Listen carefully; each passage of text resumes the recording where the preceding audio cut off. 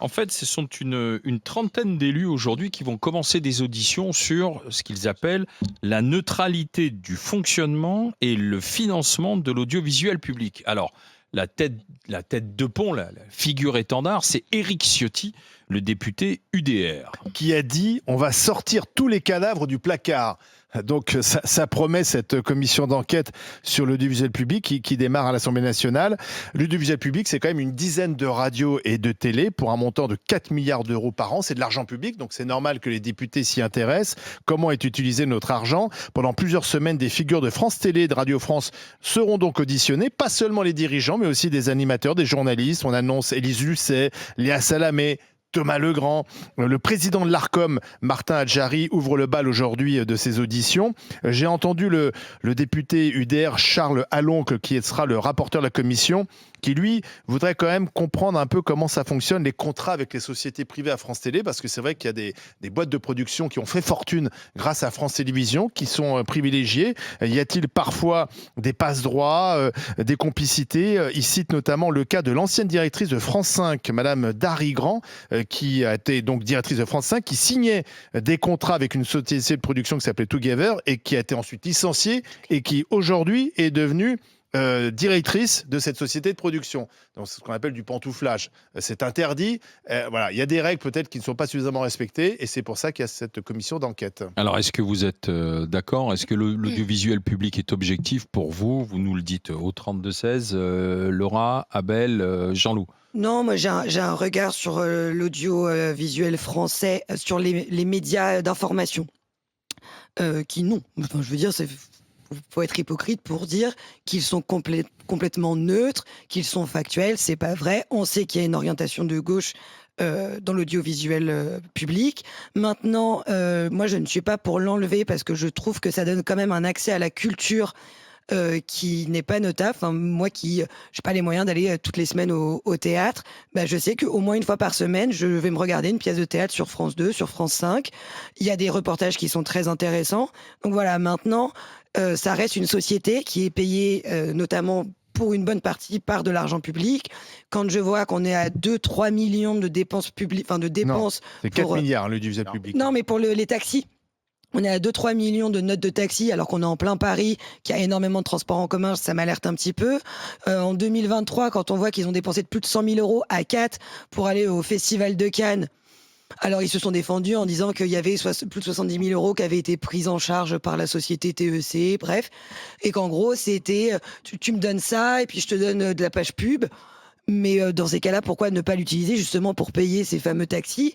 Donc voilà, c'est juste encore une fois, c'est une société qui est payée avec de l'argent public, mais comme c'est payé avec l'argent du contribuable, on n'a pas un côté drastique avec les règles liées à la... Après, il y a un rapport de la Cour des comptes. Il y a deux choses. Le côté influence droite-gauche, ça je pense que c'est un sujet qui va accoucher d'une souris. La question la plus importante, comme ça a été dit, c'est la gestion.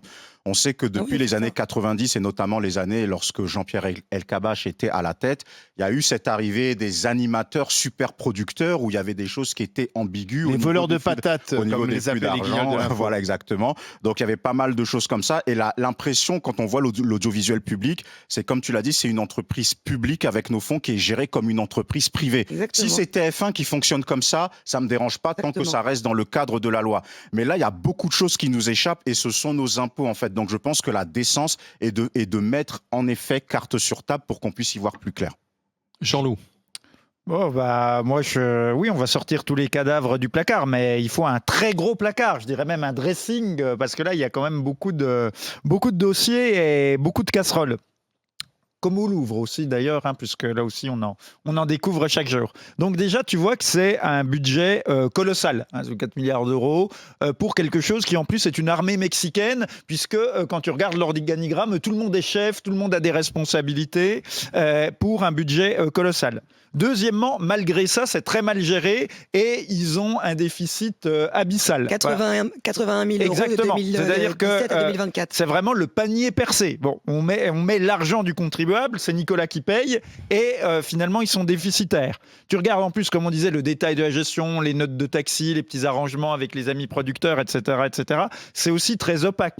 Et enfin, excusez-moi, de reprendre cette formule qui n'est pas de moi, mais l'audiovisuel de service public n'est, la formule n'est pas de moi, mais Non, elle est Jill William D'une Goldman. ancienne grande gueule. et que nous saluons.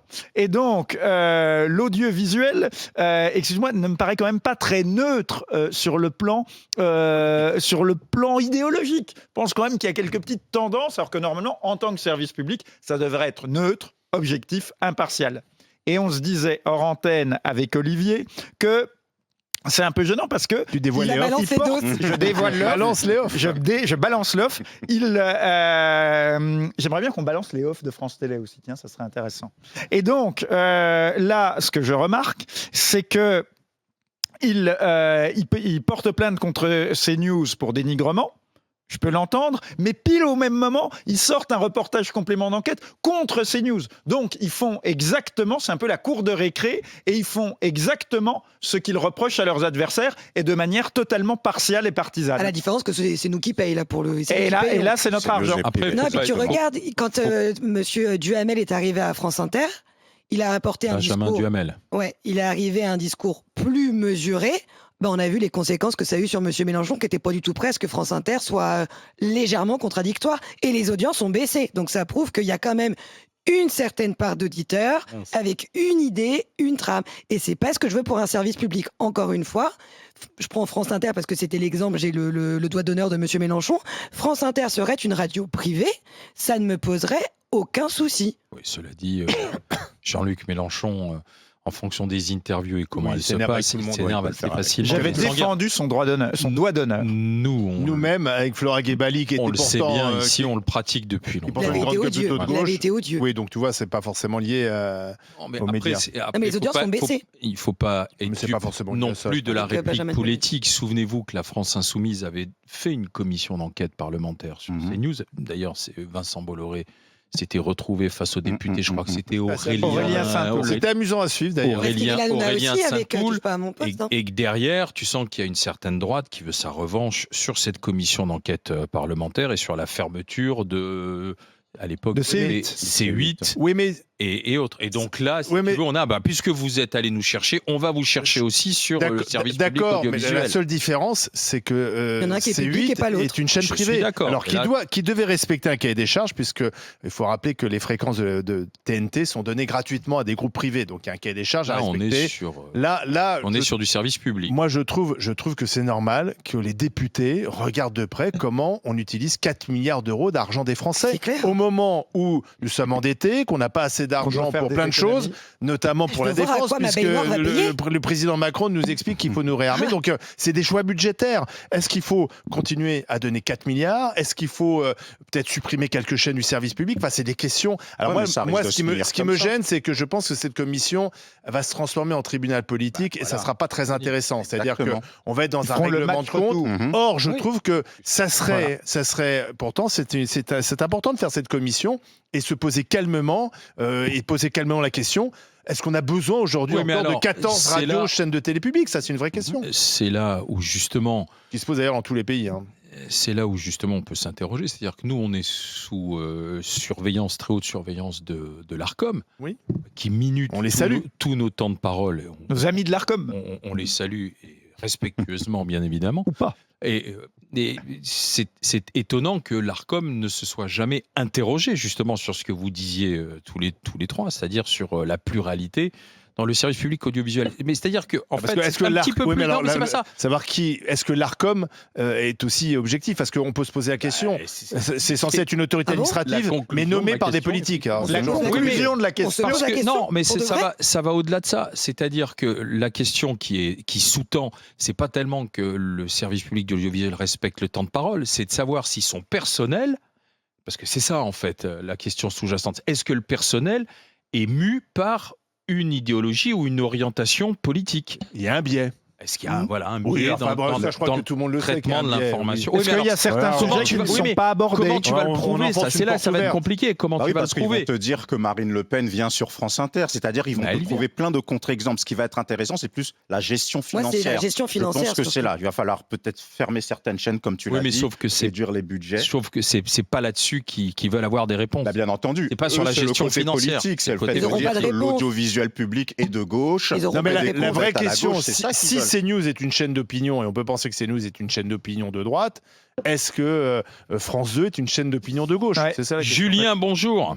Ouais. Salut les GG. Et bienvenue Bonjour, Julien, rentier dans l'immobilier, fidèle des grandes gueules. Alors, est-ce qu'il fallait cette commission d'enquête? Alors, est-ce que l'audiovisuel public est objectif? Dites-moi. Alors, je vous trouve bien gentil avec l'audiovisuel français et public. Parce que si c'était une entreprise privée, il y aurait des gens en prison. D'abord, je vais aller sur le côté politique et sociétal. Il y a une orientation et une bien-pensée humaniste qui est délivrée par le service public. C'est-à-dire que on doit penser comme le service public le dit, et si vous pensez pas comme eux, vous êtes un con. C'est Emmanuel Barré qui disait ça sur plein de sujets, sur la police, sur les politiques. Vous êtes obligé de penser comme nous, sinon vous êtes un con. Alors ça, c'est un fait que moi je constate. Après, la commission d'enquête dira ce qu'il en est. Et sur le côté financier, alors là, c'est le truc le plus pourri. C'est-à-dire qu'une entreprise privée, un patron qui ferait la même chose, c'est-à-dire qui prendrait... je crois qu'il y avait eu une affaire avec la fille d'un directeur de France Télévisions qui est amené à l'école avec le taxi payé par France Télévisions. Je crois que c'était ça l'histoire. Mais 10 000 € de taxi par jour, parce que c'est ce que ça fait, 3 millions de taxis, et 140 000 € de dépenses de traiteur par jour à France Télévisions. Il y a Le frais beaucoup de de monde. réception. Et la cantine n'est Le pas frais de très bonne. réception. Contrairement à la Je nôtre. veux dire, une entreprise privée qui fait ça, les directeurs vont en prison. Oui, mais parce qu'il n'y a Mais pas une c'est obligation. ça le vrai sujet. Mais En c'est fait. une Tu as obligation. complètement Bien raison, sûr. Julien. Et là, aujourd'hui, on se pose la question de savoir si on va faire une commission parlementaire. Et normalement, Delphine Ernotte, Qui vient d'être reconduite. Ah bah oui. Elle devrait avoir des comptes à rendre, non pas devant Ah bah, les elle parlementaires, va mais être- devant la justice. Et puis, C'est peu du carré. détournement de fonds publics. Hein. Mais attendez, ce qui est intéressant, Julien, c'est de voir aussi les personnalités qui vont être auditionnées. C'est-à-dire qu'outre les dirigeants, par exemple, il va y avoir Julien Lepers, l'ancien présentateur de questions pour un Lui est assez champion, qui va être revanchard, hein. auditionné. Élise Husset. Il va y avoir Patrick Ouais, Sébastien. c'est ce que j'allais aussi, dire. qui va J'ai être, lu qu'il allait y avoir auditionné. Patrick Patrick Sébastien, ça risque Ça va d'être être popcorn. pépite. On va se régaler.